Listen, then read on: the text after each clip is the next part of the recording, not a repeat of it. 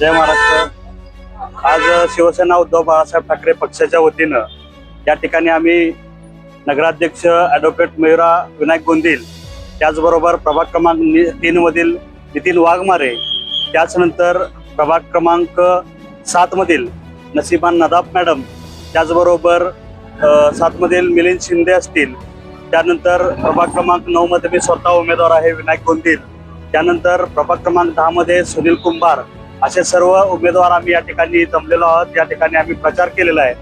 प्रत्येक प्रभागामध्ये फिरत असताना अत्यंत चांगल्या पद्धतीचा रिस्पॉन्स आम्हाला या ठिकाणी मिळत आहे। गेली 9 वर्ष सत्ताधारी काँग्रेसच्या माध्यमातून या ठिकाणी कोणता विकास या ठिकाणी केलेला आहे हे आज आम्हाला डोळ्यांना पाहायला मिळालेला आहे। इतकी जनता त्रस्त आहे आणि विरोधकही त्या ठिकाणी बाकावरती असतानाही त्यावेळी त्यांनी आवाज न उठवता या ठिकाणी फक्त विकास कामाचं भांडवल कशा पद्धतीने करता येईल याचा प्रयत्न या ठिकाणी त्यांनी केलेला आहे। माझा आपल्या या माध्यमातून आपल्याला विनंती आहे की शिवसेनाच या ठिकाणी हवी आहे। शिवसेनाच उद्धव बाळासाहेब ठाकरे पक्षाच्या वतीनं या ठिकाणी हा विकास घडवू शकते। आणि आज या ठिकाणी आम्ही प्रचार करत असताना अनेकांच्या प्रतिक्रिया जाणून घेतल्या, अनेकांचा रिस्पॉन्स आम्हाला चांगल्या पद्धतीने या ठिकाणी भेटलेला आहे।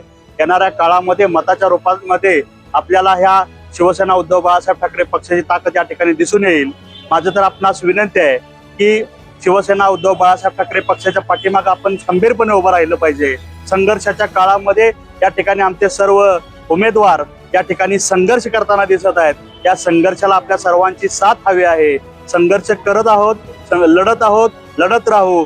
उद्याचा काळ हा शिवसेना उद्धव बाळासाहेब ठाकरे पक्षाचा असेल।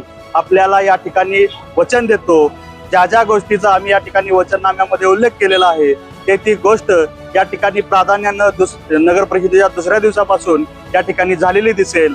आणि शिवसेना उद्धव बाळासाहेब ठाकरेचा हा जे काही वादळ आहे ते वादळ आता थांबणार नाही। या पलूस शहराचा चेहरा मोहरा बदलल्याशिवाय या ठिकाणी ते स्वस्थ बसणार नाही।